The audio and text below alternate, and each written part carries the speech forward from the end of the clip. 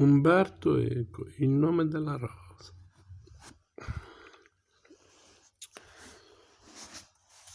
Eravamo rimasti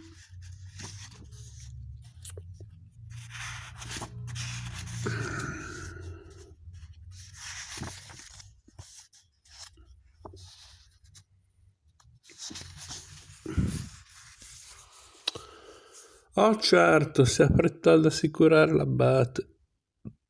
E il mio maestro troncò in questo modo bellissimo una discussione di scuola che evidentemente gli piaceva poco. Poi riprese a parlare.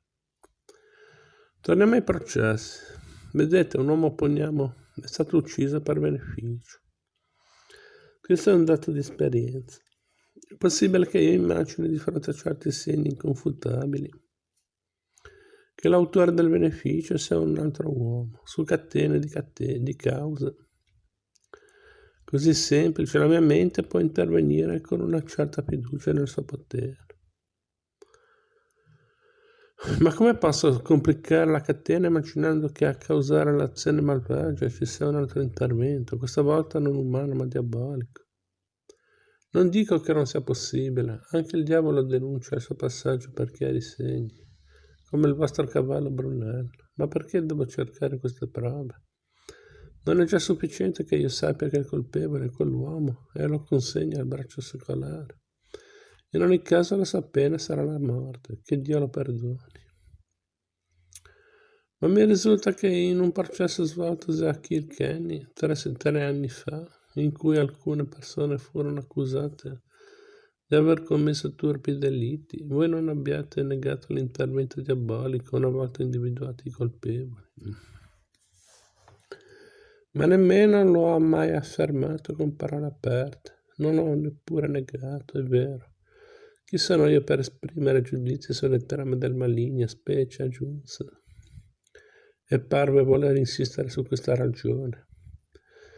Specie in casi in cui coloro che avevano dato inizio all'Inquisizione, il vescovo, i magistrati, cittadini e il popolo tutto, forse gli stessi accusati, desideravano veramente avvertire la presenza del demonio. Ecco, forse l'unica vera prova della presenza del diavolo è l'intensità con cui tutti in quel momento ambiscono a saperlo all'opera. Voi quindi, disse l'abate con tono preoccupato, mi dite che in molti processi il diavolo non agisce solo nel colpevole, ma forse soprattutto nei giudici. Potrei forse fare un'affermazione del genere, chiese Guglielmo, e mi avvidi che la domanda era formulata in modo che l'abate non potesse affermare che lui poteva. Così Guglielmo approfittò del suo silenzio per deviare il corso del loro dialogo. Ma in fondo si tratta di cose lontane, ho abbandonato quella nobile attività e se l'ho fatta è perché il Signore così ha voluto. Senza dubbio, ammise l'abate. E ora, continuò Guglielmo, mi occupo di altre delicate questioni e vorrei occuparmi di quella che vi travaglia se voi me ne parlaste. Mi parve che l'abate fosse soddisfatto di poter terminare quella conversazione tornando al suo problema. Prese dunque a raccontare con molta prudenza nella scelta delle parole e lunghe perifrasi di un fatto singolare che era accaduto pochi giorni prima e che aveva lasciato molto turbamento tra i monaci. E disse che ne parlava a Guglielmo perché, sapendolo gran conoscitore e dell'animo umano e delle trame del maligno, sperava che potesse dedicare parte del suo tempo prezioso a far luce su un dolorosissimo enigma. Si era dunque dato il caso che Adelmo da Otranto, un monaco ancora giovane eppure già famoso come grande maestro miniatore, e che stava adornando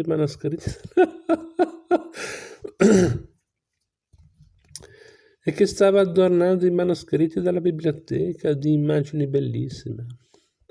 Era stato trovato una mattina da un capraio in fondo alla scarpata, dominata dal torrione est dell'edificio. poiché era stato visto dagli altri monaci in coro durante compieta ma non era ricomparsa mattutina.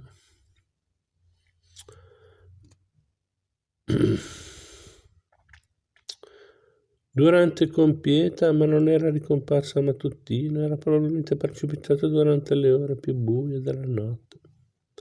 Notte di grande tempesta di neve, in cui cadevano fiocchi taglienti come lame, che quasi sembravano grandine, spinti da un austro che soffiava impetuoso.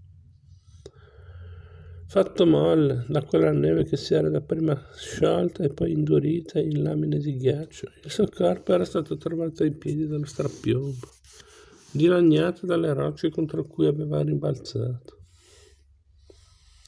Povera e fragile cosa mortale, che Dio abbia misericordia di lui.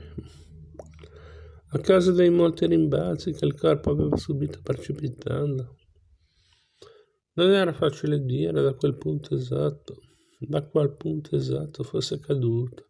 Certamente da una delle finestre che si aprivano per 3 ordini di piedi sui 3 lati del torrione esposti verso l'abisso.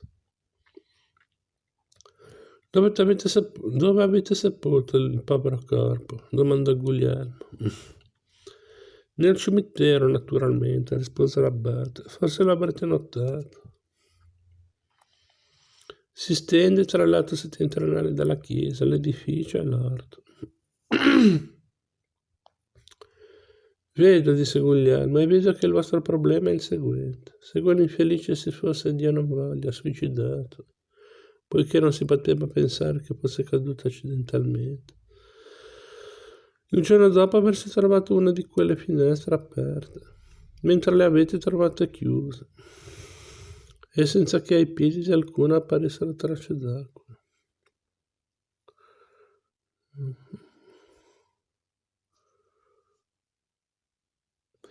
Mentre le avete ritrovate tutte chiuse, e senza che ai piedi di alcuna apparissero tracce d'acqua. L'abate era uomo, lo disse, di grande diplomatica compostezza, ma questa volta ebbe un movimento di sorpresa che ritorse ogni traccia di quel decoro che si addice alla persona grave e magnanima, come vuole Aristotele. Chi ve l'ha detto? Me l'avete detto voi, disse Guglielmo.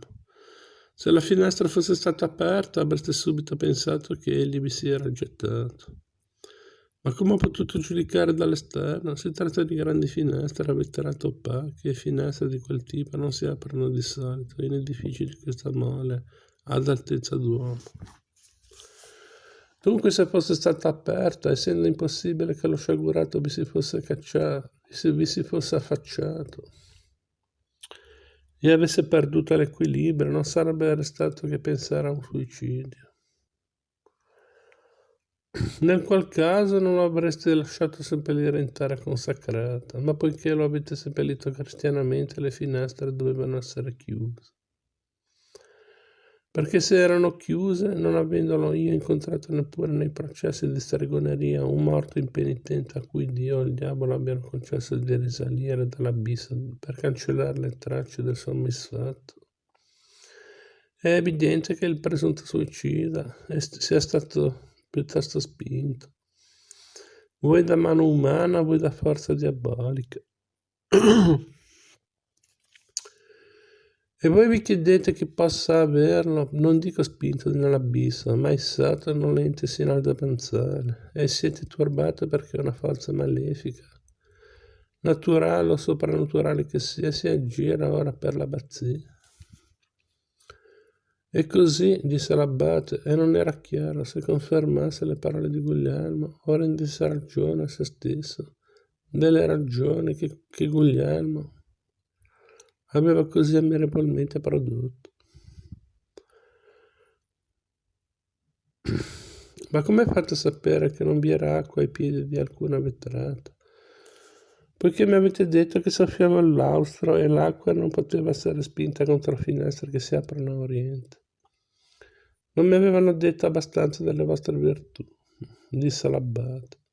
E avete ragione, non c'era acqua, e ora so perché, le cose sono andate come dite. E ora capite la mia angoscia. Già sarebbe stato grave se uno dei miei monaci si fosse macchiato dell'abominevole peccato di suicidio.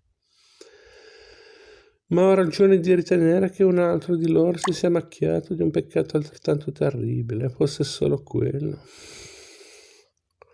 Anzitutto perché uno dei monaci. Nell'abbazia vi sono molte altre persone, staglieri, caporai, servitori. Certo, è un'abbazia piccola ma ricca, ammise con sussiego l'abate. 150 famiglie per 60 monaci.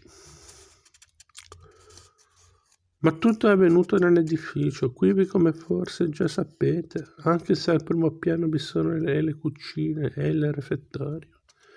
Ai 2 piani superiori vi sono lo scriptorium e la biblioteca. Dopo la cena l'edificio viene chiuso e vi è una regola rigidissima che proibisce a chiunque di accedervi. Indovinò la domanda di Guglielmo e aggiunse subito, ma chiaramente a malincuore. Compresi i monaci naturalmente, ma esclude assolutamente capite, che un famiglio abbia avuto il coraggio di penetrarvi di notte.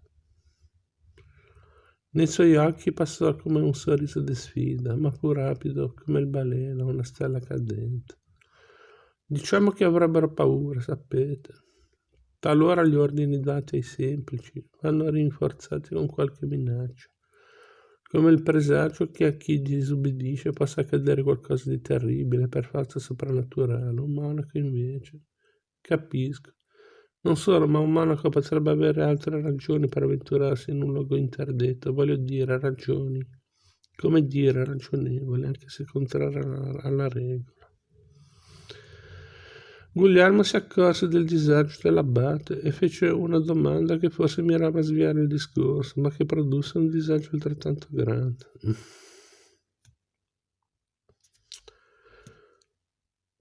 Parlando di un possibile omicidio avete detto, e fosse solo quello, che volevate dire? Ho detto così, ebbene, non si uccide senza ragione per quanto perversa, e trema al pensiero della perversità e delle ragioni che possono aver spinto un monaco a uccidere un confratello, ecco così. Non c'è altro che io possa dirvi. Volete dire che non c'è altro che voi abbiate potere di dire? Vi prego, frate Guglielmo, fratello Guglielmo. E l'abate accentuò sia frate che fratello. Guglielmo arrossì vivamente e commentò: eri sacerdote in eterno. Grazie, disse l'abate.